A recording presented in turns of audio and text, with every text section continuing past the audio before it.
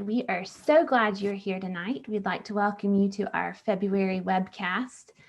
This evening, I have the privilege of getting to share three friends who are panelists and are going to be able to share pieces of their story and so much wisdom for you all. I'm looking forward to introducing them to you in just a moment.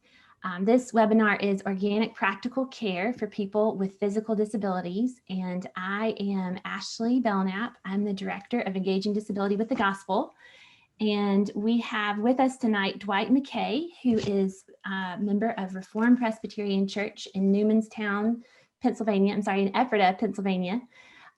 Chelsey Mossberg, who is a member of Westminster Pres in Rock Hill, South Carolina, and Ben Murray, who is a member of Christ Church in Trussville, Alabama. I wanted to start with just a really brief overview of Engaging Disability for those of you who are new with us, new tonight. We have been an M&A, Mission to North America ministry, since 2007. We serve 1,900 plus PCA churches across North America. So that includes churches, families, and individuals who are impacted by disability. We come alongside kids, teens, and adults. And we're not just a children's ministry. We're not just a buddy ministry. We serve all aspects and all types of disabilities across all the ages and stages of life. We offer, if you are to visit our website, you will see that we offer consults, online trainings, in-person trainings, disability ministry leader meetings. We have free resources. We also have an online store where you can get adapted Christian education products. So we encourage you to visit our website, which is www.engagingdisability.org, and go to the Get Started page. And that will tell you kind of how to move through the pieces of engaging with us so that we can engage and encourage you. We hope that as you get to know us tonight, that this will begin a good conversation and that a lot of you we may get to know and partner with in ministry in the coming months. So please don't be a stranger. Please visit our website and we'd love to hear from you. I'm also going to say this at several points during the webinar, but we want you to feel free to submit questions.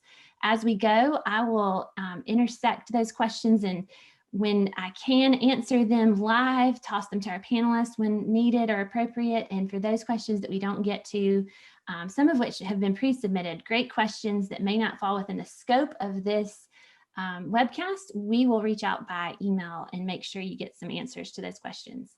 So we're thankful for you. We're thankful for that you're here. And tonight, I am going to give you a quick overview of what we are going to be discussing. One of the things that has happened as COVID-19 has come on the scene in disability ministry is, of course, it has scattered our people, that being church people and that being volunteers and people in disability ministry. So as I was thinking towards what webcasts can we offer this year that would really resonate with you all, one of the things that kept coming to my mind was how to encourage you in those organic, practical steps that anybody can do. Whether you're an individual who is part of a church who maybe doesn't have a disability ministry, maybe you're a friend of someone who has a disability, maybe you just want to learn more so that you are ready to engage and encourage. All of those aspects will hopefully be encouraged tonight. I am going to do the big picture. I'm going to give you one or two big principles for caring as we go through each stage tonight. And then these panelists are going to give you practical, creative ways to deeply encourage and care for those in your life who are impacted by disability. So again, submit questions as we go in the Q&A box. And then for more help or for more specific help in ways that we can come alongside you, go back to our website and request a consult. We would love to partner with you and engage with you that way. So tonight, all of our panelists are good friends of mine.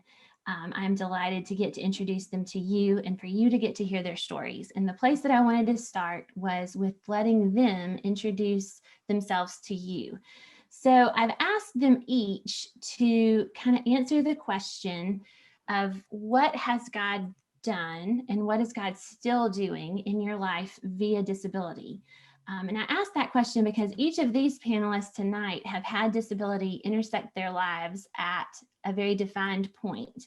So they can reflect on what life was like before disability impacted them, during the diagnosis, and things that, those next stages there, and then kind of what life is now looking like. And so I want to start with them getting to share their story and give as much time to them as possible. So we're going to start with Dwight. Dwight, would you share about you and how God's at work?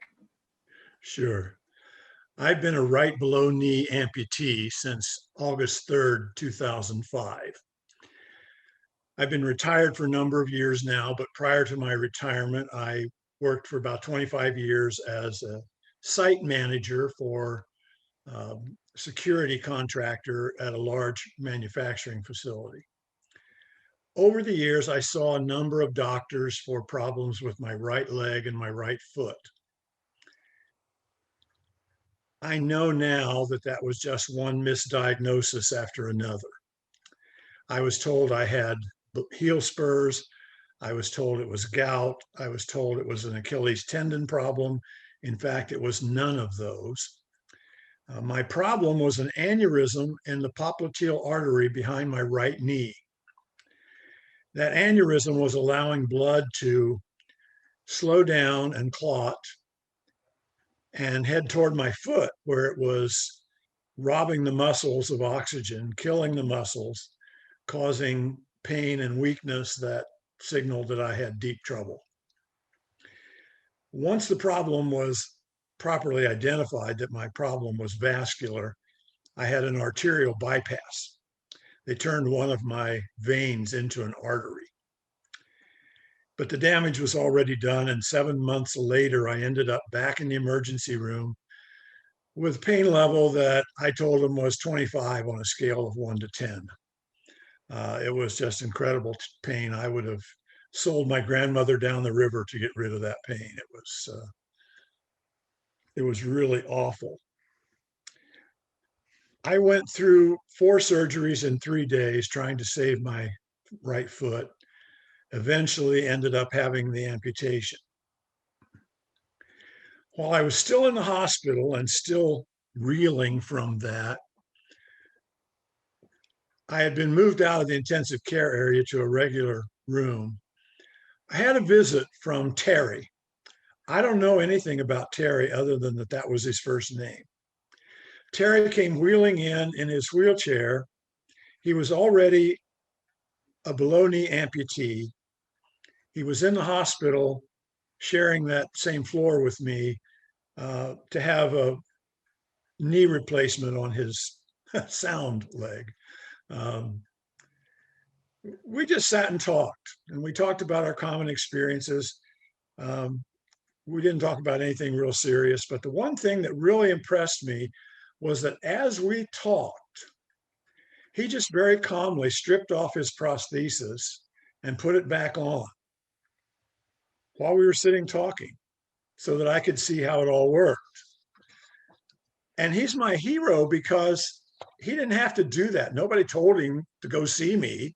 He just saw that I was an amputee and decided to care. And he did it on his own. He had demystified the prosthesis idea for me. And in that moment, when I was really anxious about what was going to happen, he showed me in what was a very practical way that I was going to be able to handle what was coming and that I could have some hope. Well, one night, very soon after that, they took my roommate away for some tests in the middle of the night. And I was wide awake. Can't sleep in the hospital anyway, but I was wide awake. And I prayed. Part of that prayer was that I would be able to accept my current level of circumstance. But I think the part that was more important than that was that I prayed that the Lord would make a way in the future for me to help other people like Terry had been of help to me. In 2006, I was one of several people who got together to start the amputee support team of Lancaster, which is an amputee, it's a support group specifically for amputees. I took some training and I became a peer visitor for the Amputee Coalition. And that has been an opportunity to talk to dozens of new amputees and prospective amputees and their families over the years, hopefully to have an impact on how they view the future and what's coming for them. It's also created opportunities for me to present amputation related programs to groups of doctors and nurses and physical therapists all over our area. And one of those led by a really circuitous route to a volunteer opportunity with the Lancaster Rehabilitation Hospital as a community representative on their patient safety committee. And that, in turn, several years later, led to an invitation to volunteer at the state level with the Pennsylvania Patient Safety Authority. I've also been really, really blessed to be a part of Reformed Presbyterian Church's disability ministry. And that has over the years produced so much in the way of educational and relational opportunities that sometimes I just have to say, Lord, there you go again. You know, I didn't really expect this, but you've done it. He has answered that midnight prayer 1,000 times over, and I'm so very grateful. Thanks so much, Dwight. I promised Dwight in the beginning that I wouldn't mess up the city. So all of our Reformed Presbyterian Church participants out there who are listening, we're so thankful for you all in Ephrata, Pennsylvania, and I'm thankful for Dwight's story and how you're going to hear more of it, of what that looks like in that church and along the way. But Dwight, thanks so much for sharing. Chelsey, will you share with us a little bit about your story? Yes. Hi, I'm Chelsey Rosberg. In May of 2010, I was in a catastrophically bad car accident, really almost fatal. If it were not for God's grace and mercy and just handle my life like I should not be here. It was just an ordinary day. I was going to pick up my son from preschool, and I was at the end of my street, and I was hit by a truck, and my car was crushed, and my skull was dislocated from my spine, and I had a spinal cord injury and a traumatic brain stem injury. And it was a miracle I made it to the hospital alive, but I was in a coma and on life support, and they were talking about taking me off. And thankfully God, stepped in and allowed me to breathe on my own about the vent. And I slowly started to wean me off the medication to see what else I could do, and I could move my eyes. But they soon realized that that was all I could move. I had this rare neurological condition called locked-in syndrome, where you're completely cognitively aware, but you're paralyzed from your cheekbones down. And then that's usually always a permanent situation, but in my case, thankfully, like it's not. God has allowed me to progress leaps and bounds since that time when I was first locked in. I feel the movement in my whole body. I can walk with the assistance of a walker. He's just been so faithful to me through it all.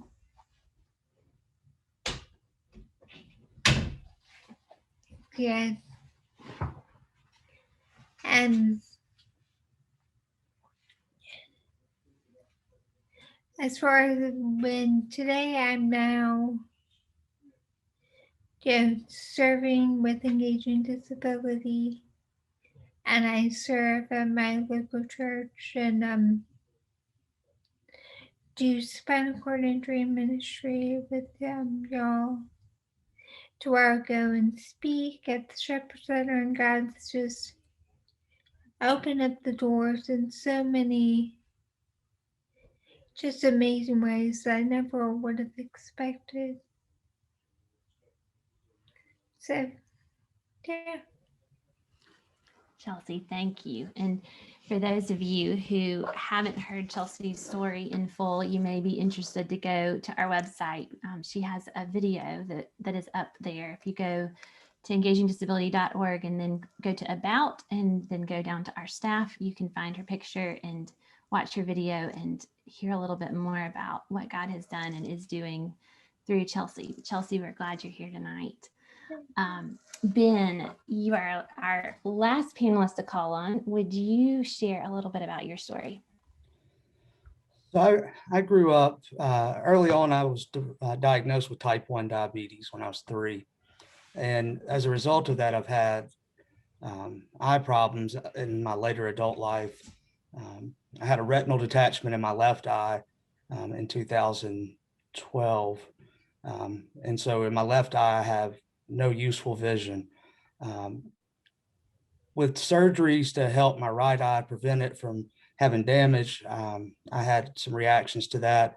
So in 2017, I had surgery to try to do some more work on it. That the results ended up going bad. And then having 18 plus more surgeries in that eye has brought me to this point of having some useful vision, but it's like looking through a pinhole. I have no outside vision, no peripheral vision. I have some decent central vision, but it's very small. And so I walk with a walking cane to help me navigate. It's not a genetic condition that I have, but it's from a previous disease. So that all came on somewhat slowly, but it was also rapidly as well. And so because of all the surgeries, it's there's just no recovering my vision from that, the trauma from the surgery. So at one point I went in to see what could be done to help. And when the doctor says nothing else can be done, that's a bad thing. Sometimes surgery is a good thing. And so there were no more surgeries to help. My vision it's fortunately stable with what I have, but it's very limited. So I have night blindness, and I'm considered legally blind. But through that, it's interesting. I had to stop working immediately because I couldn't drive anymore. After a certain point, I had surgeries, I was able to drive, and then I knew I needed to go to the doctor, and the trauma had prevented me from driving anymore. So I went from driving to the doctor to them telling me you can't drive home. So then you can't drive to work the next day when that happens. So that changed life dramatically all of a sudden. And so through that, I really learned about my identity in Christ, not being in my work or even in my disability, but how God can use that. So that's the story of my disability.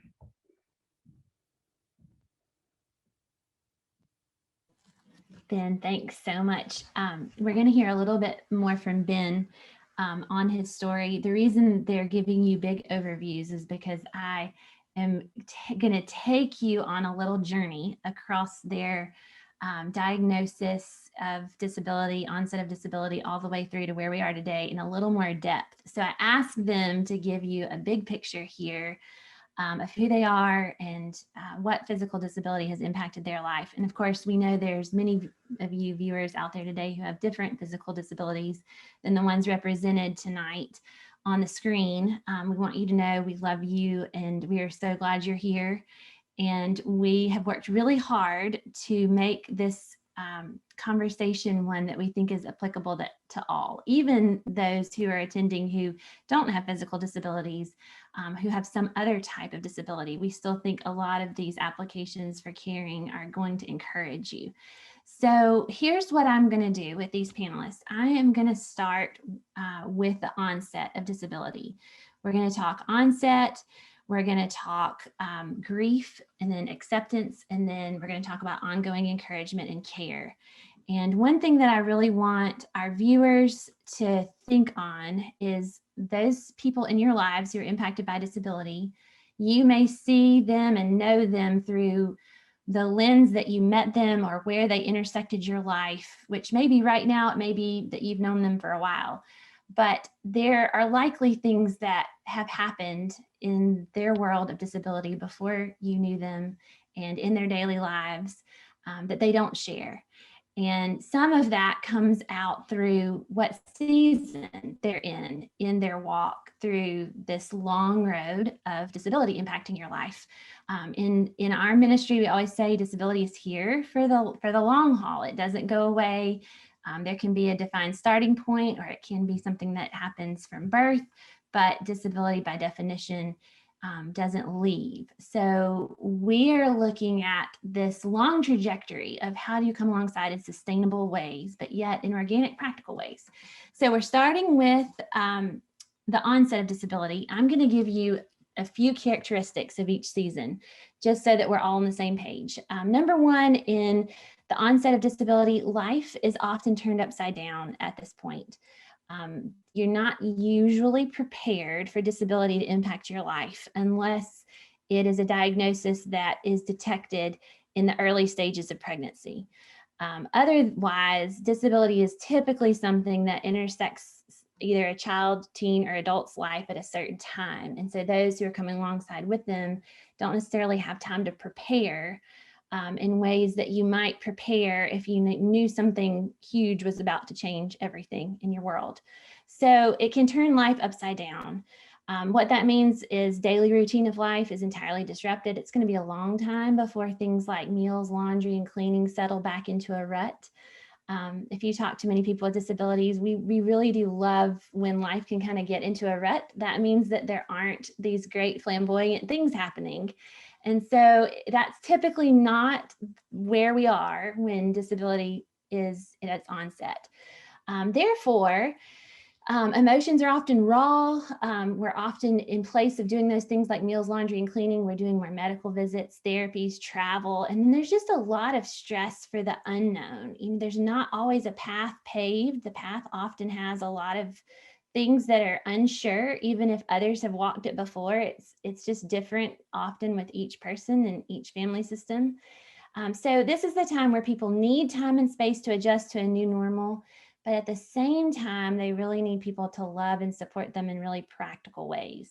So broad principle for caring here, it's caring well and loving well in this stage is very similar to a family who maybe has undergone something like a cancer diagnosis. I say that because it's a great big event that was unexpected. The difference here is that folks who have been impacted by disability often don't have the opportunity to share as much of the process. And a lot of that is due to not having any running time ahead of the injury or the onset. So it impacts, and then we're kind of thrust into this, got to make it work, got to figure out the next thing, don't have time to share all the details with everybody who may really genuinely want to know. So here's what you need to know. Really tangible acts of care are what come into play in this season. Meals, gift cards, rides, encouragement notes, someone to clean the house, someone to do the yard work, someone to help alter the house if needed, childcare, or maybe even helping pay for their beloved sitter. All of those ordinary routine needs that family would have in their normal life is what they need you to help them come alongside and do while they're tending to disability. Now, that's the big broad brushstrokes. What does that look like in creative ways, and how did it manifest in these panelists' lives? That's what I want you all to hear. So first question is going back to Dwight. Dwight, what needs do you remember having when disability first impacted your life? And I'm curious to know, how much did you communicate those needs versus having people just jump in and help? In the beginning, after an amputation, like any major surgery, you just need to heal and to adjust. And that's a physical process, but it's also a mental and spiritual process. And at least as I've seen it in my own life and in the way others have reacted, it's not usually a straight line from point A to point Z. There's a lot of one step forward and two steps back. I would say things at that point, talking to people, I would express the idea that things would eventually be okay. But looking back, I wonder if that wasn't more desire than it was true faith and expectation, that I was certain that that was going to be the case. So I think, like everybody else, I needed encouragement. I needed to know that there would come a day when things would be less struggle and more normalcy. And I did get that encouragement, and I got it mostly without having to ask for it. I got it from my wife and family. I got it from my surgeon, my physical therapist. I got it from friends and from our church family. Since it was my right leg that was amputated, I became what the Department of Motor Vehicles calls an impaired driver. So I can identify a little bit with Ben. I instantly lost not only my ability to drive, but my right to drive as well. That wasn't permanent for me, but I did spend a year, depending on family and friends, for transportation until I could get a vehicle adapted with a left foot accelerator that would allow me to drive. And we lived then where, close to where we live now, way out in the country, several miles past Back and Beyond. And there's no public transportation. So a couple of examples of how just practical help was obtained. I had a fellow elder who volunteered to pick me up and take me to physical therapy. And several times one of the elders would drive out of his way to see that I got home after late night session meetings at the church. And in those kind of situations, I think it was kind of a mix of whether I expressed the need or whether people just stepped up and saw the need on their own and did something. There's a lot more that's way too much to talk about at this point, but I think that was the case throughout, that it was a mix of my expressing it, maybe reluctantly sometimes, that I needed help, and people just saying, you need help with this, I'm going to help. Perfect. Dwight, I might call on you in a little bit to share your children example of conversations kids say. Okay. So I'm going to toss that out for you to be remembering. Next is Chelsey. I'm sorry, next is Ben. Ben, my question for you is, your blindness came on more slowly and there were a lot of surgeries. So how does that change things for what you need in those early days and how that extends over time? And what about the things that maybe you really did need but didn't want to ask for?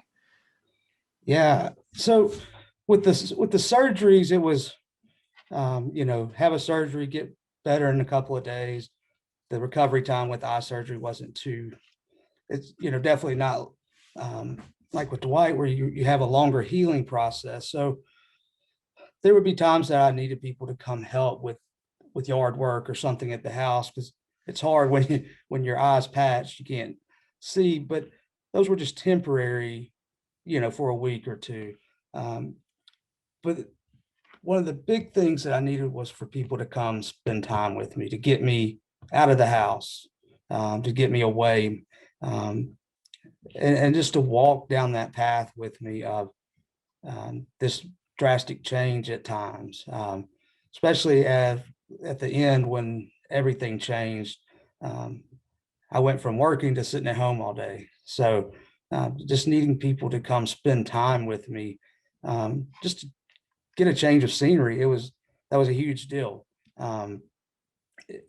It wasn't so much there's practical things that I needed at times, like yard work done, or even people would bring us meals, and those were huge. That was a huge help for my wife, especially after surgeries. But moving forward, the things that I needed were the conversations as people helped walk me through this.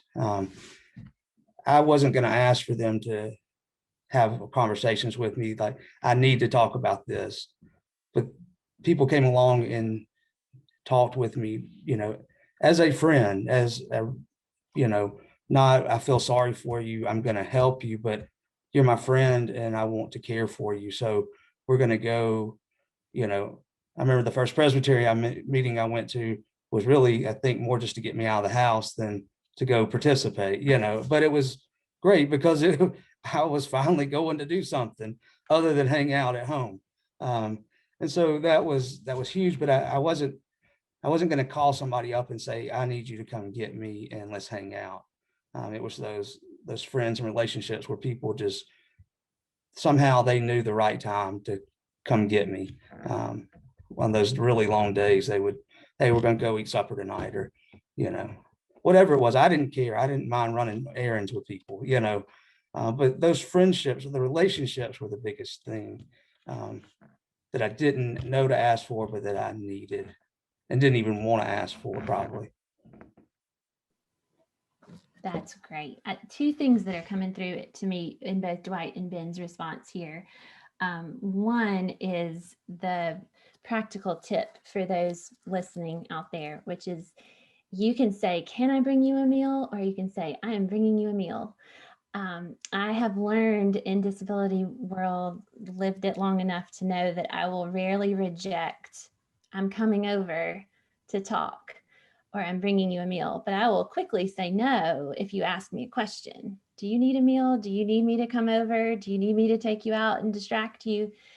So just the simple way you phrase the questions to saying, I'm here, I'm showing up for you. And you still may get some no's there, but a lot of times I'm going to do this will bring some tears and I find a really thankful heart.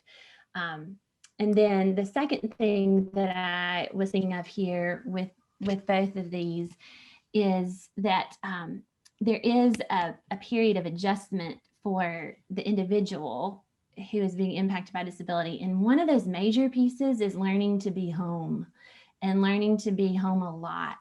And especially if you've been mobile, just learning to be still and be alone. It, as we all know from this past year with COVID, it's a practice. And so loneliness will be a recurring theme as we go through these stages. But for all of us, just realizing that it takes time to adjust to that when you're used to getting up and going and having a schedule and doing every day. So I appreciate both of you and what you shared there. Chelsey, my question to you is, as a young mom, so you had a toddler at this point, or a preschooler, talk to us about mom encouragement during the onset of disability. So for our moms out there, moms know that our minds are often more on the needs of our kids than maybe our own. So what wisdom can you give for how to care for young families whose children have needs in situations like this, where one or more parents have been impacted by disability? Yeah, I mean, I know when I was in those early days in the hospital and rehab, like, my son was always on my mind. He was only 2.5. And I'm used to being with him every day and caring for his needs. And thankfully, I had my mother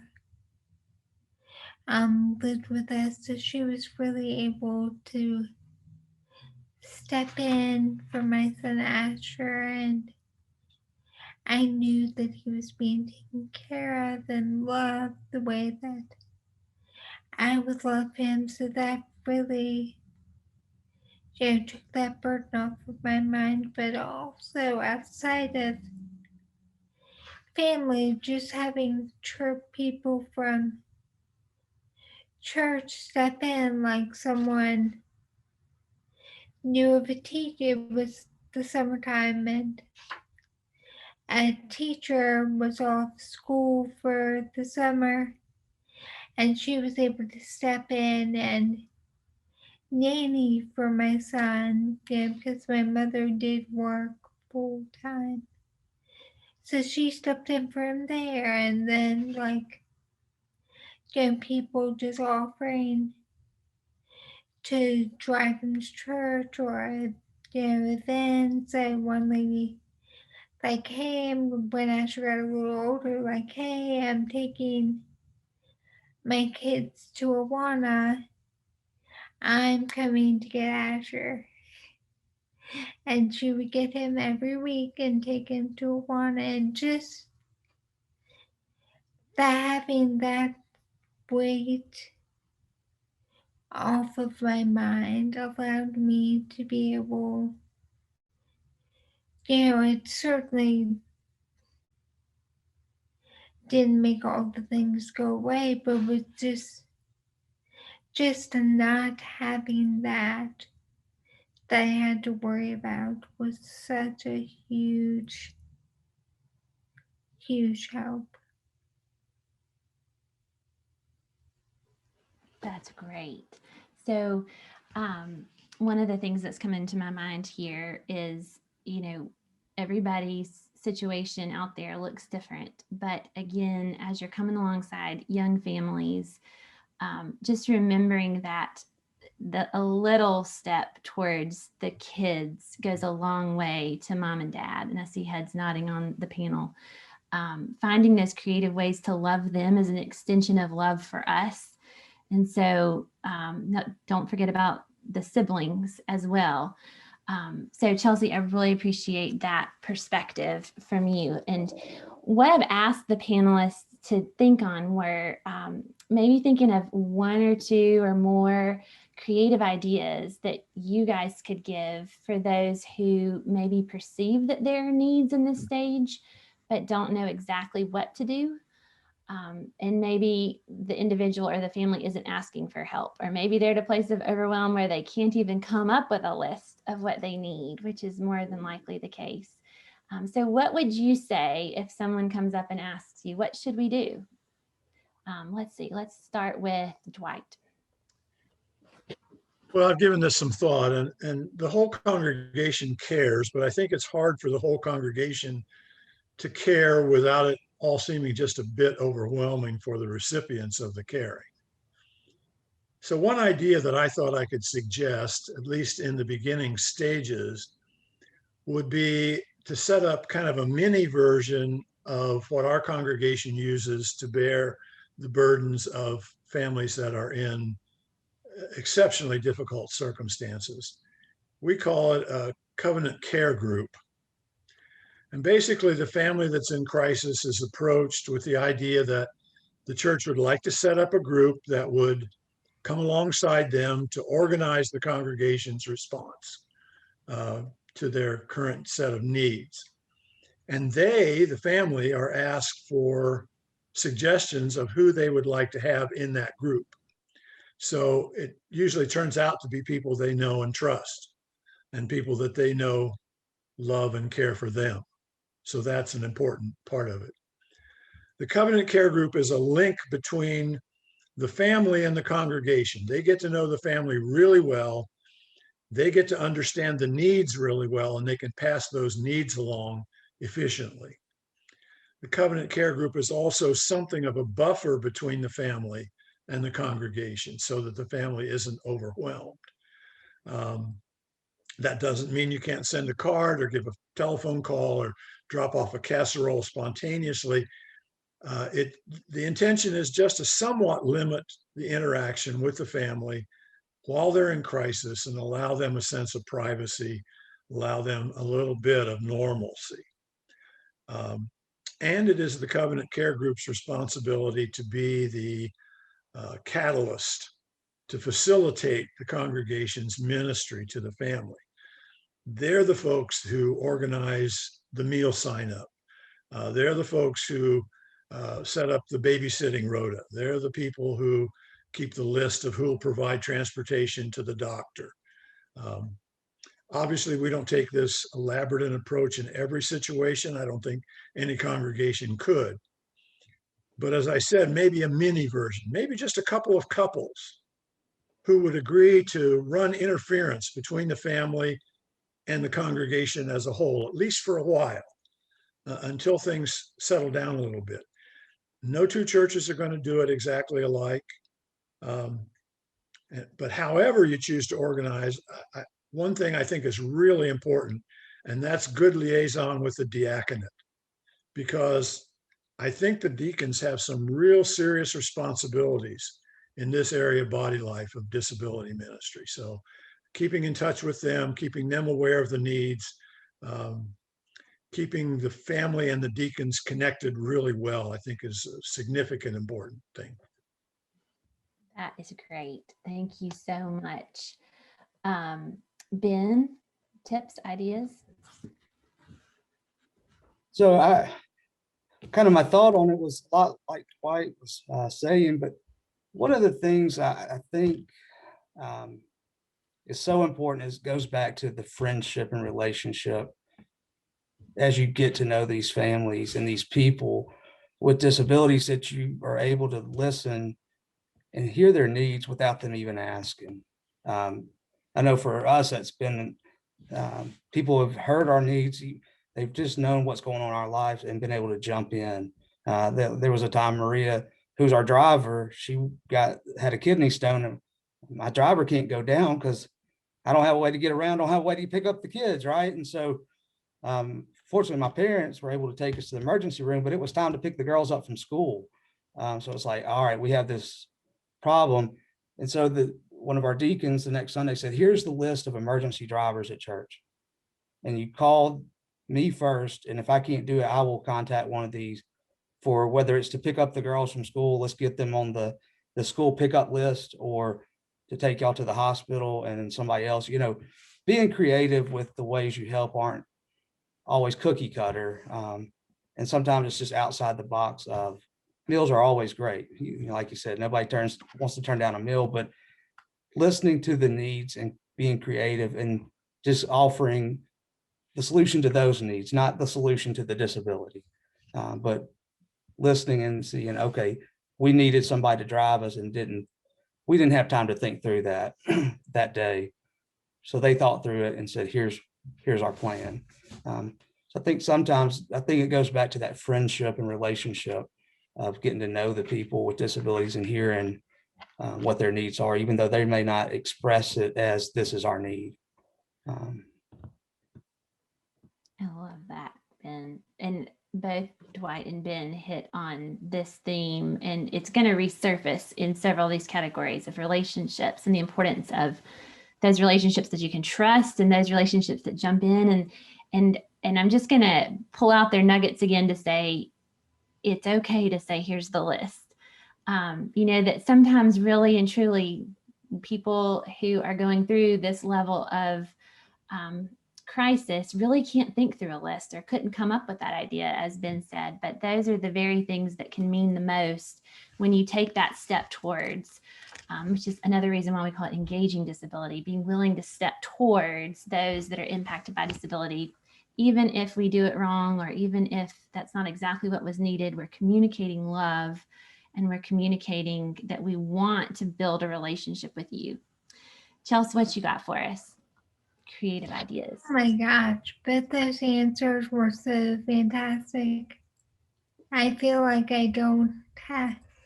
I'm looking at my notes and I'm like, God, they said everything I would have said plus a bunch more. So that's perfect. That's okay. That reiterates, right, that what we're saying here is applicable across a leg amputee, someone who's blind, and someone with a spinal cord injury. That these truths that we're sharing with you are applicable to all, not just in one particular type of situation. For those of you who are following along and maybe are going through this stage, onset of disability, and you think, wow, they're really calm, cool, and collected, and this is not what it feels like. in my life. I just want to remember and pause for a minute that I intentionally asked these folks who are have years between onset and when we're talking right now. So they had just the same raw emotions and experiences that you all are going through. It's hard to reflect on that when you're in the middle of it, but I hope that you'll find encouragement in talking about through these next few stages, that it does change, needs change, and what life looks like changes. So that kind of brings us to our second stage. And I actually am going to say one more thing that I hadn't planned. Next month, if you are in the Navigating a New Diagnosis, next month's webcast is for you. That's where we'll spend an hour on what do you do, how do you care, all the things. So come back in a month for Thursday for more on that. But our next stage is grief. So there are a lot of ways that you can look at the different stages of disability. Even these panelists may not have used the word grief as the next stage or phase that they went through. I'm in a limited time tonight, so we can't cover everything. And so I really felt like it was important to touch on this season because the needs look really different and the way you care looks really different. So characteristics, grief comes and goes. We're going to chat you an article link, and if you're joining us live on Facebook, we'll drop that link in the comments as well. That talks a little bit about this, that grief is not just a straight line. You can have good days and you can have really hard days. It also means that it can go away for a while and maybe be masked, or maybe you feel like that's something that was in the past and then suddenly it hits you again. So it often reappears at insignificant life events or milestones like kids going to kindergarten or driver's license or a wedding or any number of impactful days or milestone events can trigger that grief. In the early days, I think grief is masked a lot by the musts that we have to do. So you have lots of people to interact with. You're going to the doctor, you're going to therapists. There are just lots of to-dos. And so your heart and mind are very busy relationally and busy figuring things out. And so it may be there, but there's just a lot to be done. And so you're not sitting there thinking, wow, things have really changed. But at some point, that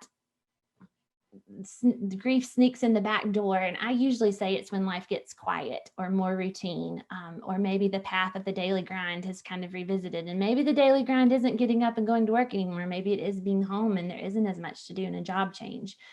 But that's usually when we find reflection on how we feel sneaking in the back door, is when life gets quiet and more routine. So this is a time when depression can become a friend, but it's also a time when needs are really high, but they're much more internal, emotional, and relational needs. And yet those needs are rarely expressed. A lot of times people suffer in silence in this stage, not because they want to, but again, because life is quiet and they're not seeing as many people. So broad principles for caring. I think this is the place where relationships are really vital to buoying the family or the individual. It's often the place where tangible meals are less. Maybe meals stop coming. Maybe we figured out how to drive the car or get rides on a regular basis. And what you don't realize about that is, number one, positive, like we're getting a new normal, we're getting things taken care of. But on the other side is we're coming into contact with fewer people. And so all of those people who were visiting and talking and in and out of our lives, it's just gotten quieter. So this is where I say what's needed most in this stage is your presence and your friendship. It's a cup of coffee. It's let's watch a show. Let's go for a ride. Let's play a game. Let's just visit. Let's just be. And do it even when the person says no. I really like to find ways that my presence and friendship maybe can't be rejected. So again, not asking the question, but just saying, I'm bringing you a cup of Starbucks and I'm going to drop it on your doorstep. And would it be okay if I just say hello for 1 minute and then I'll be gone? And just enough to let someone know that you love them. Maybe it is sending mail to the kids. Maybe it's finding distractors for the kids. I will say, as a mom, I rarely turn down help for my children. I will more often turn down help for myself. So keep that in mind as you're loving and serving these families. But I'm going to change the order a little bit. I'm going to ask Ben the question first. Can you share a little bit about the process of grief for your own vision? And you're also going to maybe have to share a little bit of your story about your daughter and her vision impairment. And so I'd really like for everyone to hear what it's different processing grief for yourself versus processing it in your child. So processing the grief for myself started out more as anger and frustration because things had changed and weren't the way I wanted them to be. And so that was, and then the lonely times at home, being at home so much by myself, not having people present at times. I mean, people came and helped, but they couldn't be there all the time. And so processing that grief was more of a really frustrated, this isn't how I wanted things to be. I didn't want this disability. Nobody ever wants the disability, right? But for Henrietta, so should I share about Henry? I guess. So Henrietta is my daughter. She's 8 years old. She's blind. She has a genetic mutation where her optic nerves are dying. And so she's losing her vision more and more as time goes.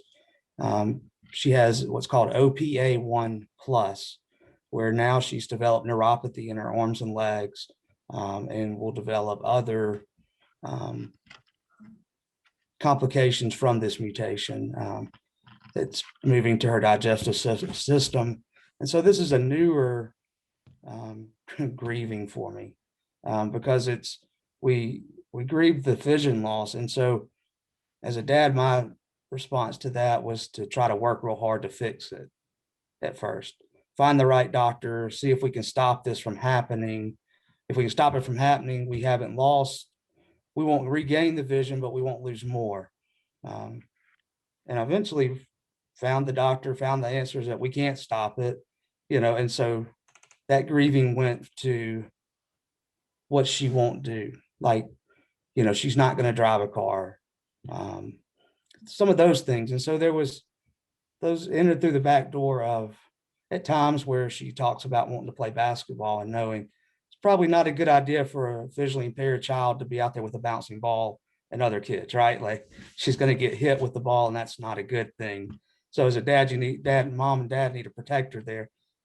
But there's still those times where it just hits you and it's unexpected and it's sad. But we don't live there. But I had a close friend. I have several men in my life, but one of my close friends back at the first of the year as we started journeying these other complications of Henrietta, we just sat down and he said, listen, I'm giving you permission to come and yell at me about this, to scream about this, to be frustrated about what's going on, to cry about it, to be glad when there's a good day and not a bad day. But also I'm gonna give you permission we don't have to talk about this. We can just be friends and talk about food or, whatever we're gonna do that weekend. And so that permission to grieve freely, whether it's wanting to be upset and knowing that my love for Henrietta and my faith is not wavering, but it's still frustrating, but also to not have to talk about it if I don't want to, was very freeing and has really been helpful to deal with this grieving process of the new complications, to know that I don't have to worry about what he's thinking. He's told me he loves me and he's going to love me regardless. So that's been very helpful with that part of the grieving.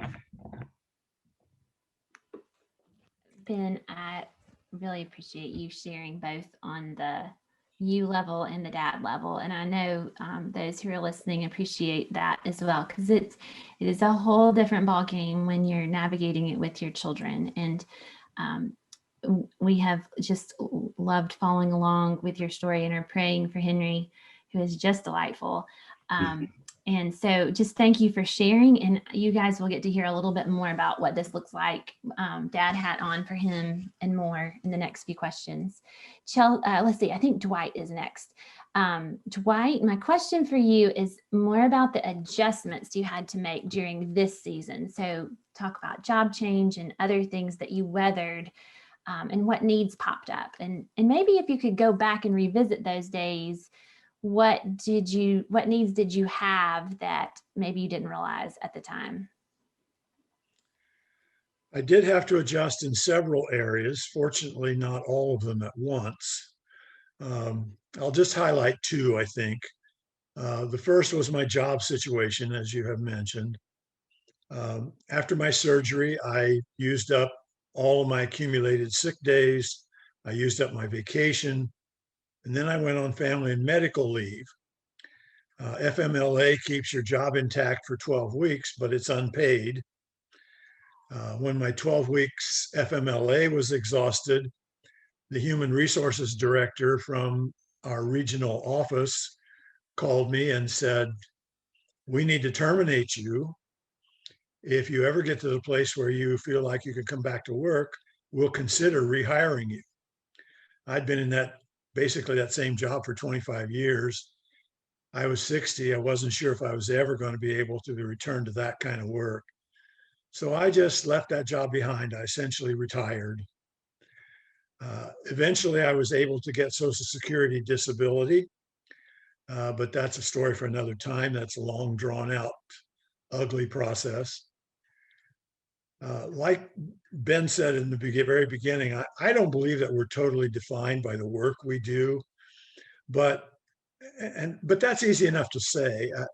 Take away the sense of contributing at work, and then also take away the reality of providing at home, all in one fell swoop. And I think there's bound to be some mourning that you need to go through. The other issue that I would mention is that, as I've already alluded to, it's kind of a no-brainer that becoming an amputee is a big adjustment. For a lower extremity amputee like me, it can take several months before you receive a prosthesis. They want to be sure that you're completely healed. They want to be sure that the volume of your residual limb is stable. And then for most people, the first prosthesis is a temporary device. It can take as much as a year or more, maybe, till you receive what they call the definitive prosthesis. So in the beginning, there's nowhere to hide from the fact that a piece of you that you'd been kind of attached to is missing. And you're not the same as you used to be. You have to learn a whole new set of skills. You have to learn new ways of doing the same old stuff that you've been doing all your life without thinking about it even. Everything is harder. Everything takes longer. Douglas Hofstetter is a cognitive science scholar. He's the author of Hofstetter's Law, which says it always takes longer than you expect, even if you take Hofstetter's Law into account. That's on my bulletin board, and that's become one of my mantras as an amputee. It's just going to take longer. And then for most amputees, there's the issue of phantom pain. About 70% of amputees feel pain in the amputated limb. It's real pain, but it's coming from a place that doesn't exist anymore. So it's kind of weird in that respect. It has something to do with the way our brains are wired, and something to do with the way the nerves are severed and bundled during the surgery. It usually diminishes over time, but I still deal with it, and to some extent, even after all these years. Fortunately, there's a kind of a positive side to it that we call phantom sensation rather than phantom pain. When I have my prosthesis on, my foot feels warm and present, and I can wiggle the toes on my foot that's not there any longer. So that's kind of funny to experience and to talk about. I guess if I could go back and think about what I know now that I didn't understand 15 years ago, I probably could have used somebody who was more experienced to say to me, you know what, you live your life way too haphazardly to be successful as a person with a disability. You need to get organized. I've learned, or I guess maybe properly, I should say, I'm learning every day in the school of hard knocks to be a lot more intentional about the way I do things, a lot more deliberate. I don't think I'm quite at the level of obsessive compulsiveness yet, but I'm close. If I don't remember to lay out my sock and underwear for tomorrow on the bedside table, it can feel like a long way across the bedroom to get them in the morning when I'm getting dressed and I don't have my leg on yet. So that's a process that I'm continually going through, I guess, learning that I need to be organized.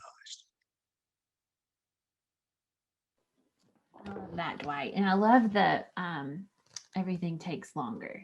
That resonates a lot with just life with disability. Everything is, it just takes longer to get things done, to figure out the routine, to figure out how to get organized, to figure out all the things. So I really appreciate that nugget there too.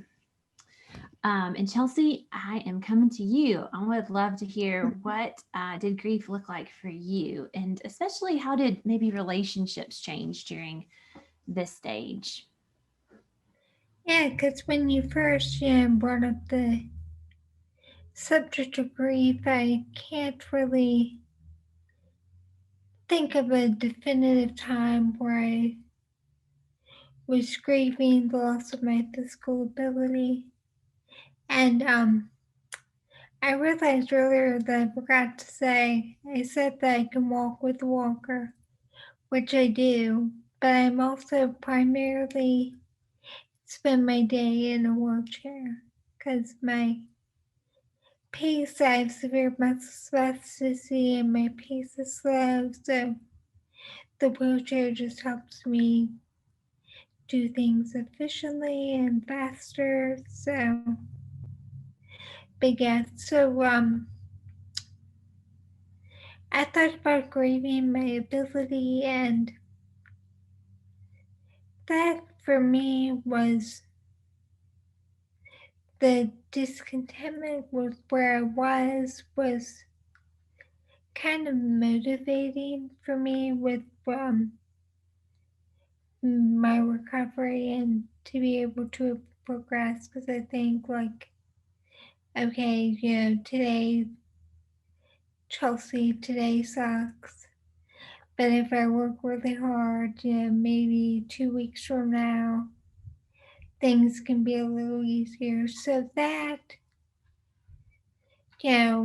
was in my head for years. But I think the biggest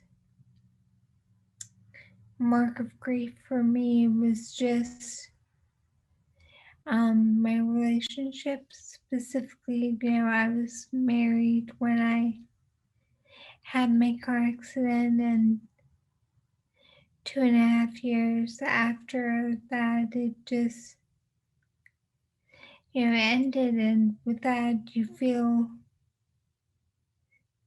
so alone. And I thought of something that also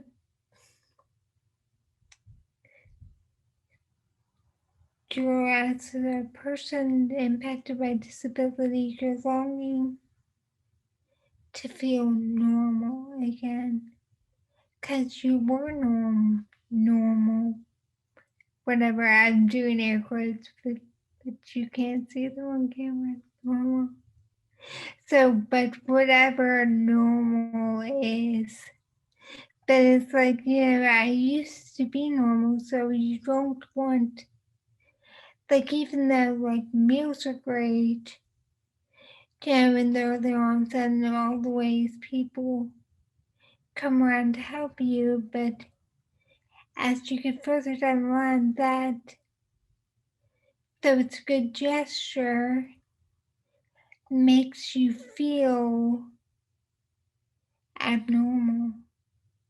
Because it's just not like this, go for it to continue on for years. Like, no one just has people bring them food every day of the week for years.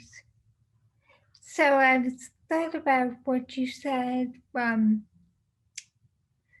just about small practical gestures that people can do, and a lot of some of those things things that I've done for my able-bodied friends, where it's like, oh, I picked you up. Yeah, I went to the coffee shop and got your favorite coffee, and I'm going to drop it off. Or I made the enchiladas this week. I made extra one. Here you go. Even though I just said that people don't want milk, but sometimes, yeah, I think good enchiladas are an exception to that. But even just the way you phrase things, like prefacing them with, I know you don't, like, I know you don't need this anymore, but say, like, making food, I know you don't need me, but I did this. Can I bring it over? Or I know you don't need help with this, but can I just come over and we can hang out or something? So I think just that, echoing what Dwight and Ben said, just how relationships, and even relationships are so vital during this time, and even how just small gestures of friendship to let people know, like, hey, I'm here for you, like that, can make a world of difference to someone. Thank you. I think the reason I wanted Chelsey to reflect on the relational component is because it is often the place that we experience grief, but maybe don't realize that the grief is attached to the relationships. And I think I kind of wish I could transport all of our listeners to the conversations we've had before the webcast, where each of these panelists has shared how much it means when people want to know you for you and not just show up for the needs. And I think that's coming through in what you're hearing, these panelists, that being a friend and doing life with me, it might look a little different, but showing up and being there, and not just about the disability, while being also willing to dive in whenever needed, is such a blessing. Creative tips, guys, for them in this stage, anything that comes to mind? Let's see, Ben, any creative tips? Yeah, as I think through this, I think one of the things is to ask people how you can be praying for them, and then sit back and listen. Don't offer advice, maybe just listen and pray for that. But also, one of the things that, as we were grieving, our friends and people quit telling us the struggles that were going on in their lives. And so we felt like we were losing out on their lives just because we were grieving, and still grieving. And so we wanted to still be a part of that journey with our friends and other people. And so continuing to be a part of people's lives and walk with them, even though, because they felt like their grief and struggles weren't as bad as ours. But we still want to be a part of our friends' lives through that. And so, I would just encourage people to continue to share your life, the good and the bad, with people that have disabilities, and don't feel like it's a contest of who has it worse. because it's equally bad for everybody going through whatever it is. You know, that person's struggles are hard for them. And so that was something that just kind of struck out to me, was still being able to be a part, not being sheltered from people's lives. But also just saying how that's been so helpful for us. Like, how can we pray for you? Or how can we pray for my other daughter who doesn't have the disability, but as a sibling, she has these needs, and where she's grieving them too. And we're grieving some of the things that she misses out on. But then also just the practical, hey, I'm going to show up and take your kids to the park today. Like, that's been huge for us, because sometimes with the disability, like, there's not just time to just sit and talk about some serious things without the kids around. And so that's been really helpful for us to be able to grieve without them around too. So just that relationship is so important. I love all of those things. Dwight, I want you to be able to respond, because I can tell you have a thought. Well, I think one of the keys, I would say amen to what Ben said. I think one of the keys is to put in the work that it takes to develop a relationship with the individual or the family. That goes beyond helping in the face of the disability in a kind of immediate sense. We all crave normalcy, whether we have a disability or not. But in terms of coming alongside the person or the family that is touched by disability, I think one of the important things is to be willing to put in the time that it takes to learn a little something about that particular disability, and specifically how it's impacting these folks that you love. Wouldn't hurt to study up on the disability a little bit. Just be careful to choose a reliable source of information, because there's a lot of misinformation out there. And talk to the family about their experience. Once again, I think that's better done in the context of long-term fellowship than just showing up at the front door cold and saying, tell me about your problems. Nobody's going to respond very positively to that. I don't think it's necessary to know a lot to be of help, but I think if we're going to help in big ways over the long term, we need to know more than a little bit. So it takes time, it takes a little bit of effort, but it's worth it in the end for both parties. And I'll piggyback on what you both said and add that as you're getting to know the family and their needs, and you're learning about disability, resist the urge to want to solve the problem. I think that is something that's it's hard to live in the gray. It's hard to walk in the gray. It's hard to be a friend to someone who's walking in the gray. But with disability, the people who are navigating it are in such intense places of trying to figure it out. And so sometimes when you come alongside trying to solve it, it can feel like maybe that it's dismissive of where people are. At the same time, learning about, just as Dwight has encouraged, learning what you can about what folks are going through only makes you better at asking questions and showing empathy and showing sympathy of, whatever it is, the long series of next steps that they're having to go through.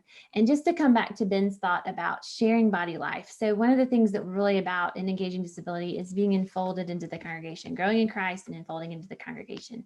And a major part of that really is not just that you get to know us, but that we also get to know you and get to be part of your lives. And I think there is a tendency to want to not share hard with people who are going through difficult, because you feel like that will be more overwhelming, when really who better can, again, empathize and understand where you are and what you're going through than someone who's also walking in those hard spots.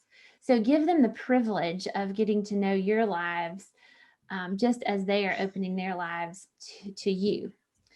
Chelsey, what about you? Tips, thoughts in this stage?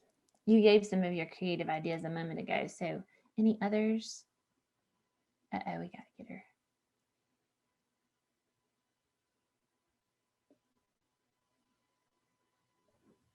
Sorry, I muted myself, but I'm back. I really liked what what Ben said about just encouraging other people to share what they're going through with you. I know for me, like, it's can be having a disability can be so exhausting being yourself and dealing with all your issues. So sometimes you don't really want to talk about like your pain or how much you've struggled or whatever. Like it helps me to take time out of it to hear about something that's going on in your life, your work troubles or relationships or anything. It helps me not feel as alone, like I'm alone, suffering, isolated, and the rest of the world, everyone's happy and grand, but except for me. So hearing about other struggles, it's not, like Ben said, it's not a competition, like, oh, well, my problems aren't as bad as yours, so I'm not going to say anything. Like, we, as people with disabilities, like, we care about you. And that's what a friendship is reciprocal. Like, it's not just you being a friend to me, it's letting me be your friend. Absolutely. I can second that with an amen. Relationships just matter. It is a theme through every stage. Real friendships that aren't need driven. And that's what's going to carry through here into this next stage that I'm going to spend just a few minutes on is acceptance. In this stage, the characteristics are that often this is when disability is turned to ministry, or maybe purpose is found in the disability and using it in the lives of others, whether that's inside the church or outside the church. It's a time when an individual is really reoriented and finds that new meaningful purpose, goals, ideas to explore. There's still needs, and there will be for all of life.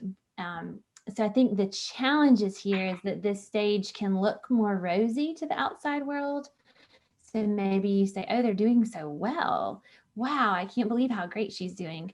And therefore miss the fact that the long-term needs really are still there, because in this stage, they are turning disability into ministry.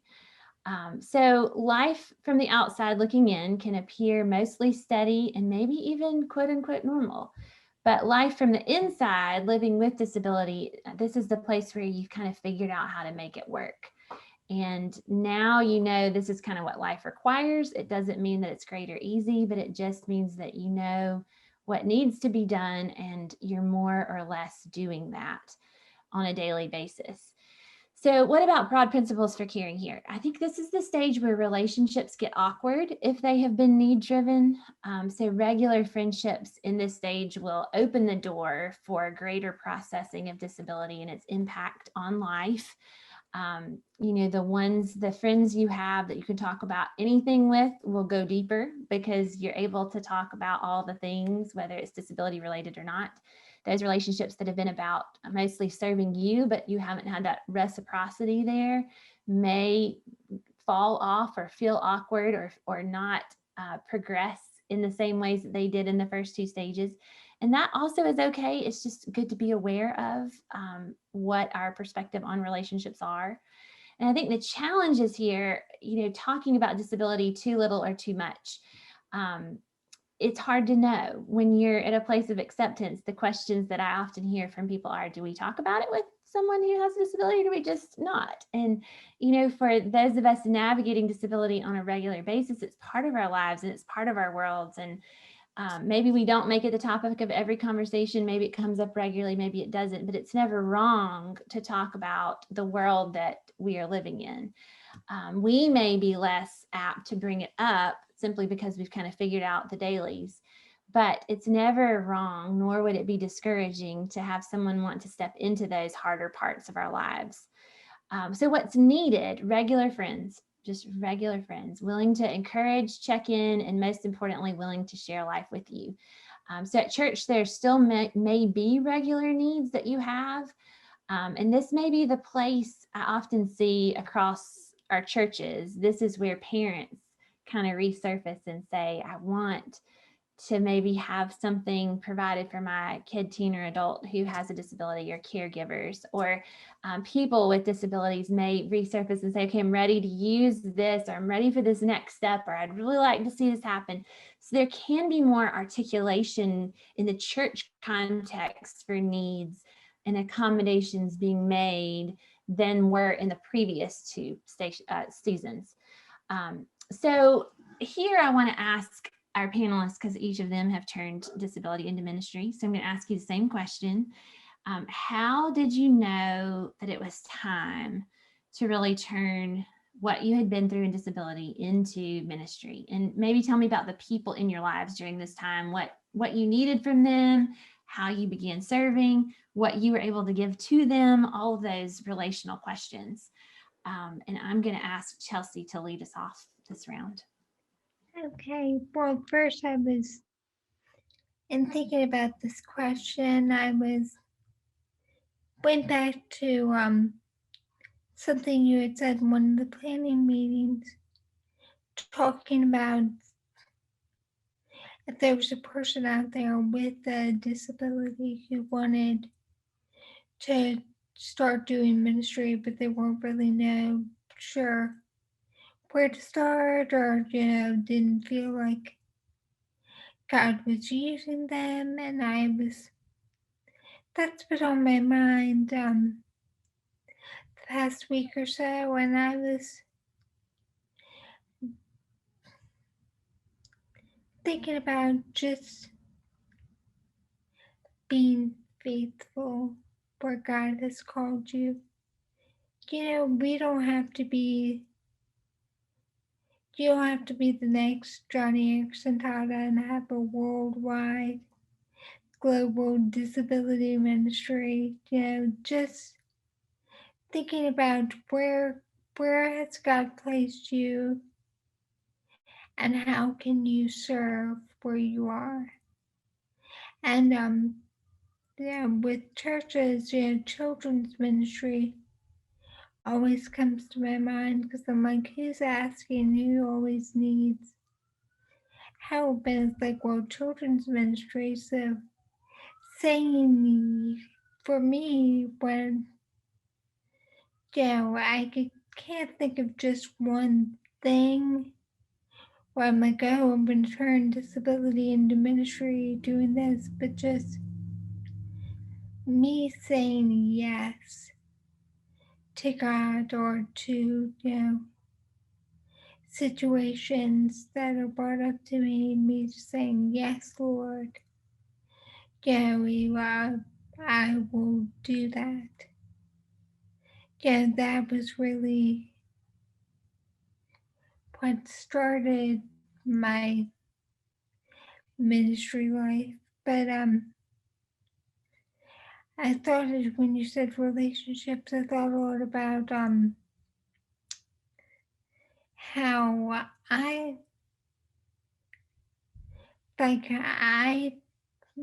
you see my face when I'm doing ministry, but there is a whole team of people behind me that help me be able to do that.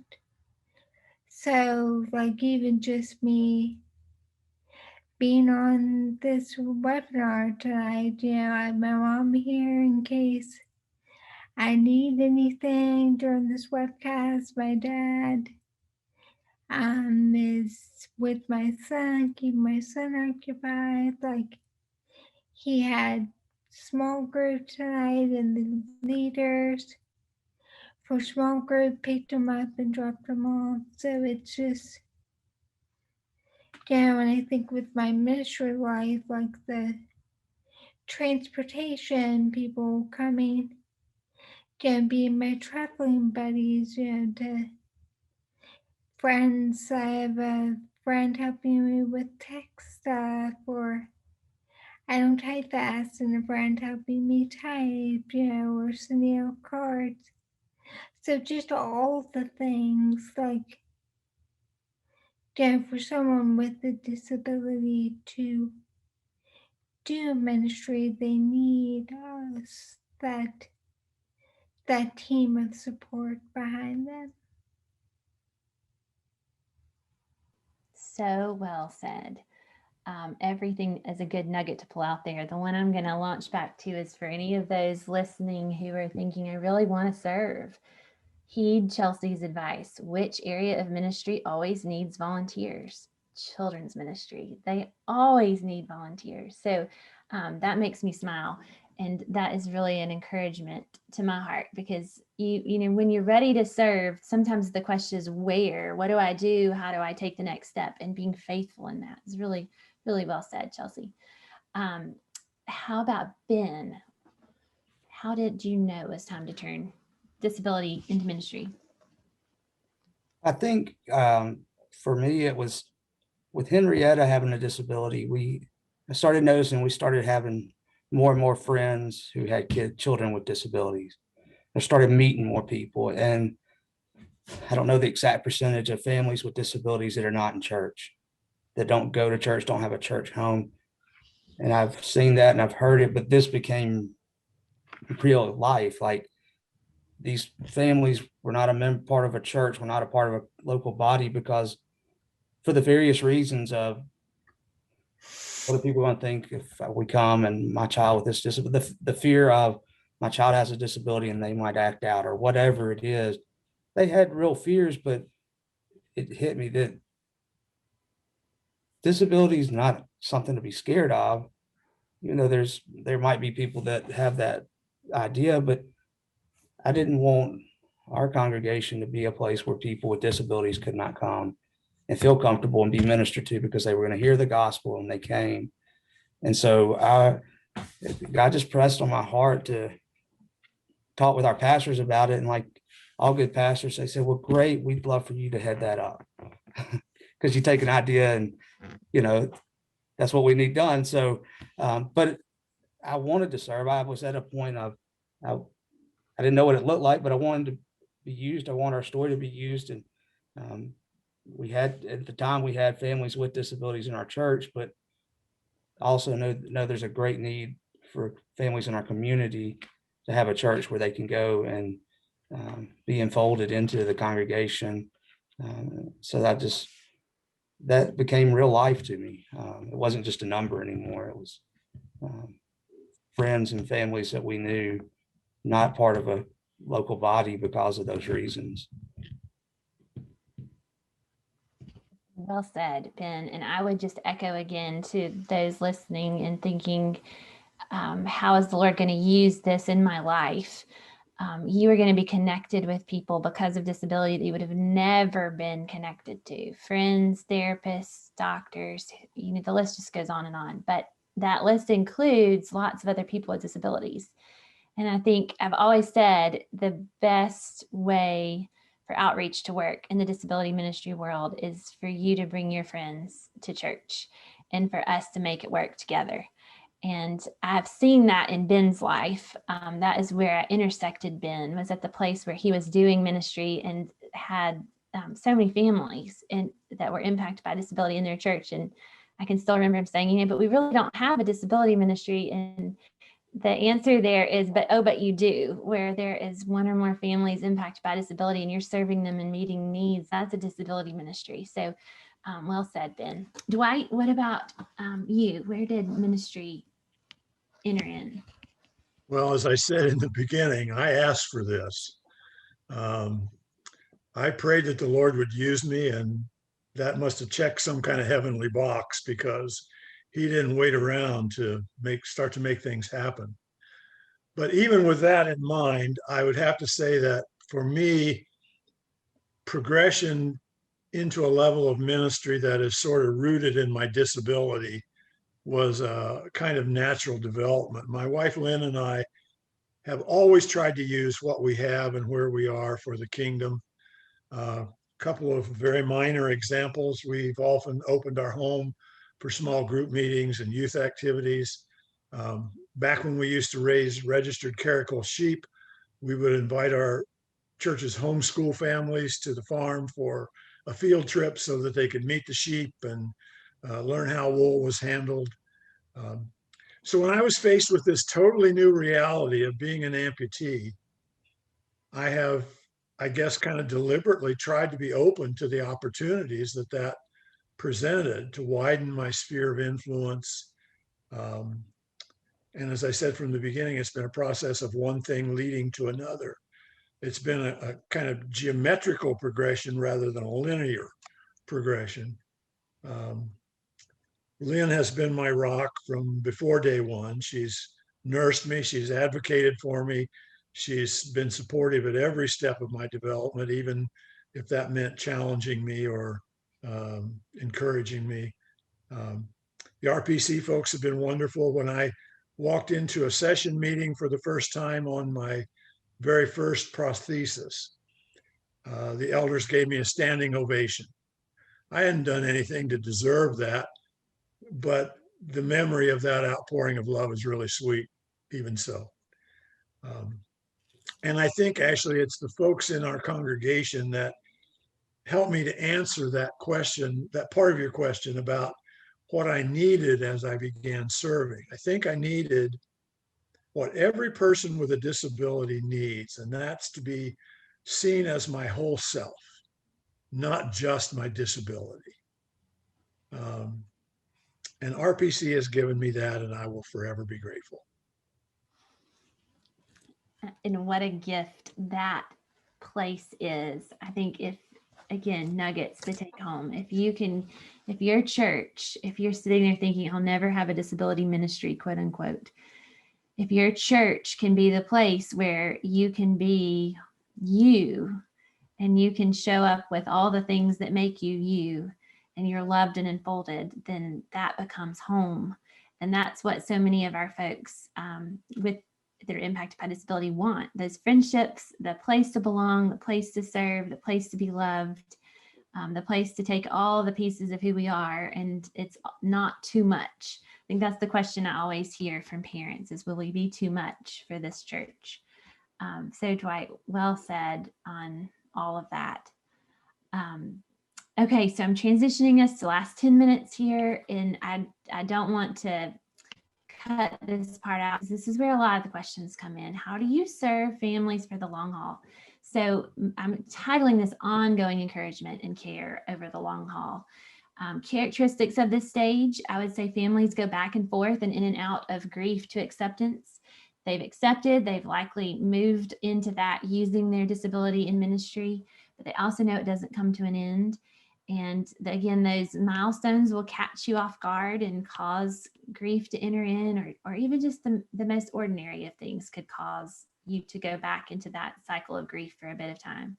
So the challenges here are how to be discerning of the times when individuals and families maybe slip back into grief or have more intense needs that come and go as they age or hit different seasons of their disability. There's often flare-ups or complications. I always say trouble comes in twos or threes for families impacted by disability. It's never just one thing. You can see everybody's head shaking. It is never just one little thing. There's always 3 or 4 more that make it complicated. And again, during those times, it's unlikely that they'll wave many flags for the long haul because they have perspective that this will be okay. We'll weather this too. We just do the next thing. At the same time, it's really helpful to be loved on some during this stage. So what is needed? I think it's hard to boil it down. I would say strong relationships are what's the most helpful. Those people who regularly check in and check back up on you and that say, how are you really doing? And make it okay for the tears or the happy, that are willing to celebrate the successes. And actually, some of my own personal friends know that I value them celebrating the ruts of life. Like when we're in a rut, that is fantastic. And just being able to know how to do life with you, that's such a blessing. But I'll also say there's three components to needs. There's emotional needs, there's physical needs. We've talked about those a lot in the previous seasons. What we haven't talked about as much are spiritual needs. And that's this third component that I think really comes into play for the long haul. So in this ministry, I always say we want our individuals who are impacted by disability growing in Christ, whether they're kids, teens, or adults. We want them growing. We don't just want you at church. We want you growing in Christ and being folded into the congregation.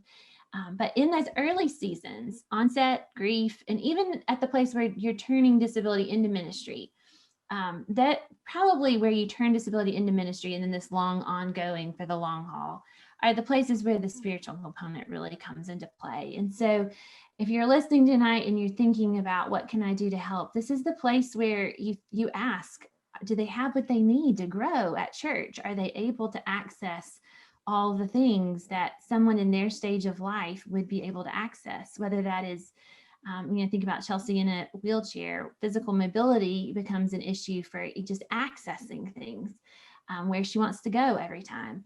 I think about, with Ben and Henrietta wanting to play basketball and games. Are games accessible? I think there's a lot of pieces to spiritual growth that start with studying the Word and Sunday school and the regulars, but there's also extensions of that make the time around the Word and in the Word more effective. And that's when you're able to more fully participate in all of the things that your stage of life is participating in. So as we close, I want to ask each panelist a little bit of a different question for each one on long-term aspects of care. And I'm going to go back to Ben. Ben, what comes to your mind in this stage? And I want you to really think through the young family grid. So what do families need most for the long term as they care for kids with disabilities?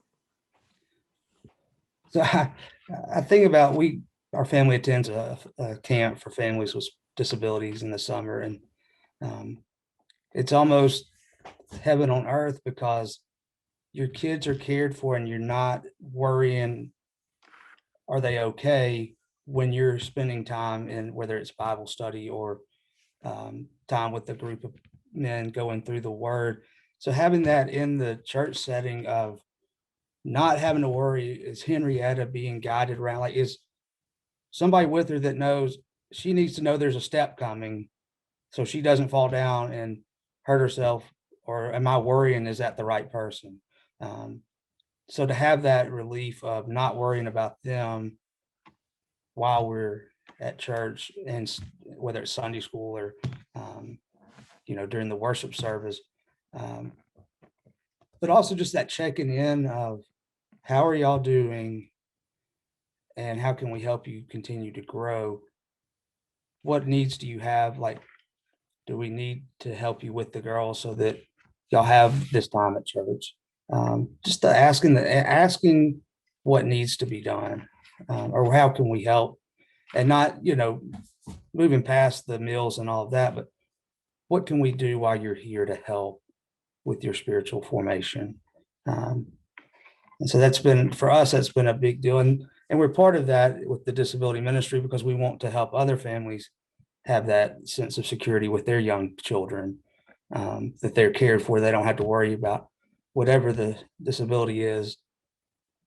We're not perfect at handling them all, but we're going to do our best to make sure they're safe. And we're not going to disrupt your time during service or whatever if we don't need to. Love that.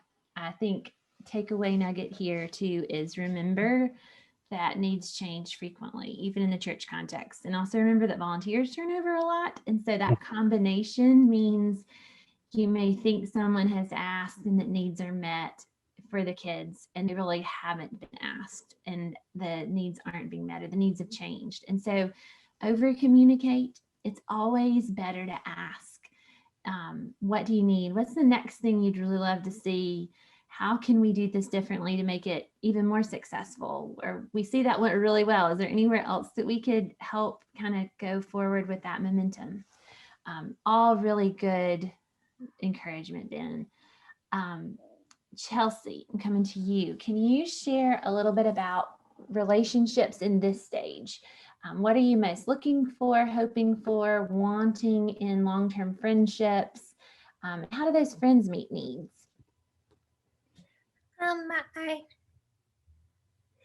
I think friends are the same as other stages. You just really want someone to do life with you. And I am so thankful for my church family and some close friends that I have in my life that have something going on. I can just send them a text message and we can talk, or them come over for dinner or ask me, you have this Bible study coming up. What needs how can I help you do that?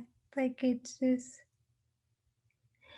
just that relationally is such a blessing to me. But I'm thinking just practically, as someone who doesn't I don't drive, just the logistic, when you think about spiritual growth, the logistics of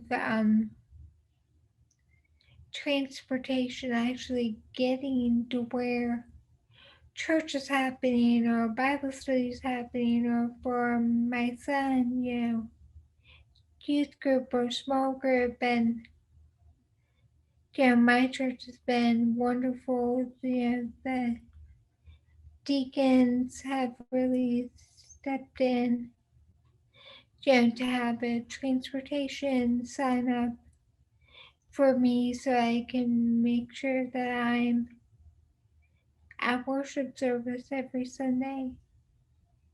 Because sometimes people with the ongoing, once you're 4 hours from the initial injury, it's just tiring to ask. So if there's someone in your congregation or a friend that has these needs,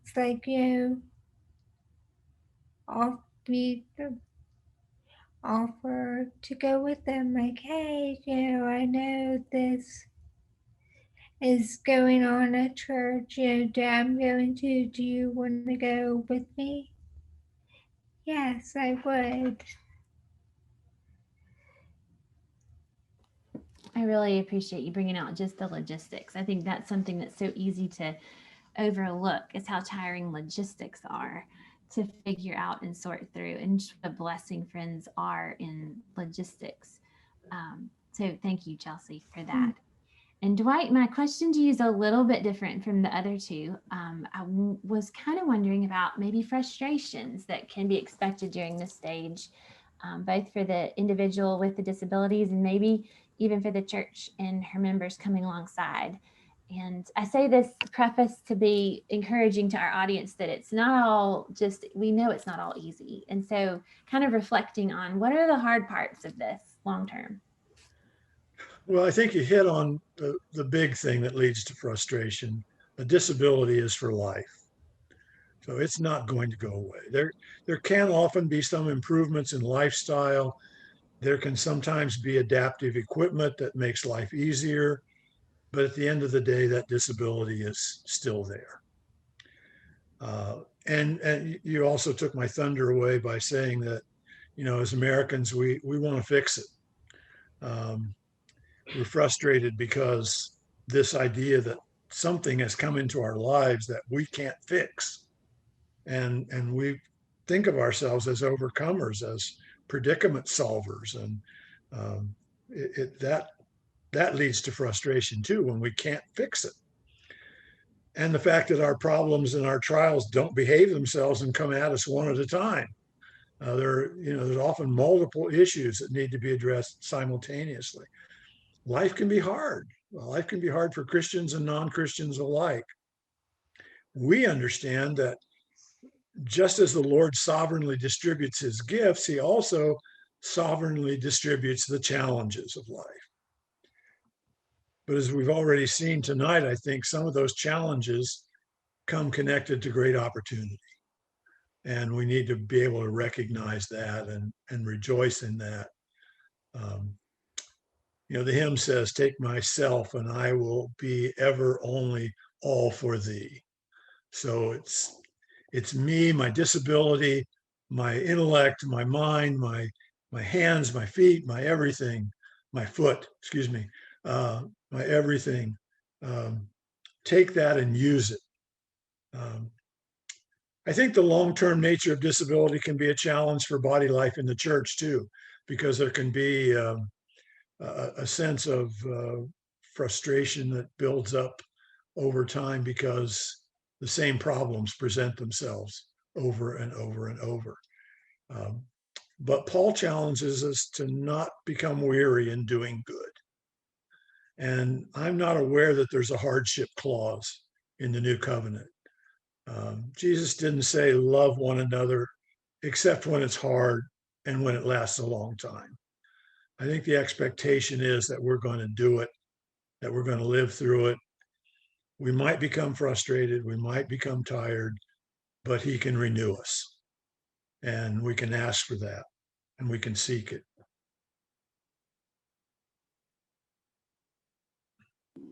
I feel like I just want to say amen to that. That encourages the moms, the dads, the individuals with disability, and just the whole perspective of it is for the long term, but you keep on keeping on in the serving and in the obedience to Christ. I really appreciate that encouragement as we close. And I also want to give you all one last opportunity for any last thoughts on caring creatively at the friend level, organic level, church level. What opportunities exist here? Any last creative ideas before we close? And let's see, I'll start with Dwight again. I think churches need to be actively ramping up for disability ministry. The statistics say that 1 in 4 adults in the United States lives with a disability. If that's true in the general population, it's true in the church. And it's true in the churches of those who are listening to us tonight. So do what you can to get ahead of the curve, I think is my advice. Journey of 1,000 miles begins with a single step. If you're currently not doing very much for disability ministry, do something. If your church is doing something, do a little bit more. Any disability ministry is better than no disability ministry. And I think there are even broader body life implications in this. We're better prepared. The better prepared we are to do what we think of as traditional disability ministry, the faster we can shift gears to step into other kinds of crises when they come up, like catastrophic illness and cancer and dementia and mental health issues and stuff. We've already got a platform in place that says we care and we care about people, and this is how we care. And then finally, I've come to think over the last few years that more churches should consider having a parish nurse. Parish nurses have the same responsibilities, work in the same ethical framework as other nurses. They just work within a local congregation. The benefit to the church is that you now have someone with both medical training and a spiritual frame of reference who is specifically charged with checking in with our most vulnerable people on a regular basis. Larger churches, I think, could probably consider hiring a full-time person. Smaller churches might want to go part-time or maybe even organize some of the nurses in their fellowship to volunteer in that capacity for a few hours a month. But getting somebody dedicated to that process is going to make a big difference. Thank you so much, Dwight. And I know some of our people listening tonight likely have medically fragile folks who are in their churches and maybe even have that assistance with a nurse or a skilled caregiver. Again, all these are springboard ideas for you that we hope will launch you into greater thoughts for what would work in your church. And we hope this conversation will continue from here. Ben, what about you? Last creative thoughts, ideas? Yeah, it's simple, I feel like, but don't forget that families with disabilities have them. Sometimes it can be easy to forget. We get into those ruts. If Henry and I don't have our walking cane, you don't know that we have a disability. We can fool you at times. Henrietta doesn't take hers a lot of times because she's familiar with our church building. If she's familiar with a place, she won't use it as much. So she'll run around and she'll run into poles, but she just keeps going. But sometimes, it sounds simple, but don't forget, continue to love, continue to check on them. Even one of my closest friends, a couple of weeks ago, I was telling him about something. He said, sometimes I forget that how challenging it can be for y'all because it seems easy at times. Like y'all make it look good on the outside. But I think people forget what home life can look like, or just an everyday type day. So it's nothing profound, but I think it's just to constantly love. And it goes back to developing those relationships where people are comfortable sharing their lives with you. I love that. And that goes back to my biggest challenge in this stage is that often individuals and families make it look easy or make it look like we don't have the needs that are there. Right. Really well said. Chelsey, last thoughts? Well, really nothing new, but just reiterating how valuable relationships and friendships are at every stage, and people just being intentional about being a friend and being involved in your life. And I think that is a great place for us to land tonight. If you have taken away nothing except that relationships matter, the context for caring is a relationship, and working to develop that relationship to get to know people, not just for their disability, but for who they are, what they love, what they don't love, is just as important as how you meet a tangible need. So I want to thank all of our panelists for coming and being here tonight, being willing to share their story, your wisdom, your families, and your lives. Thank you for your heart for disability and for being willing to serve in ministry.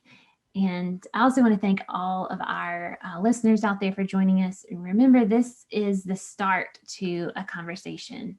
Engaging Disability is here to come alongside your churches and your families. So if you're interested in getting started in ministry, or you just want to follow up on the conversation we started tonight on how to organically meet needs, just send us an email at connect@engagingdisability.org, or you can visit our website. Again, that's engagingdisability.org. And we would love to get to know you and help you take the next step forward. Thank you for joining us, and we hope that tonight has been an encouragement to you, your families, and your churches.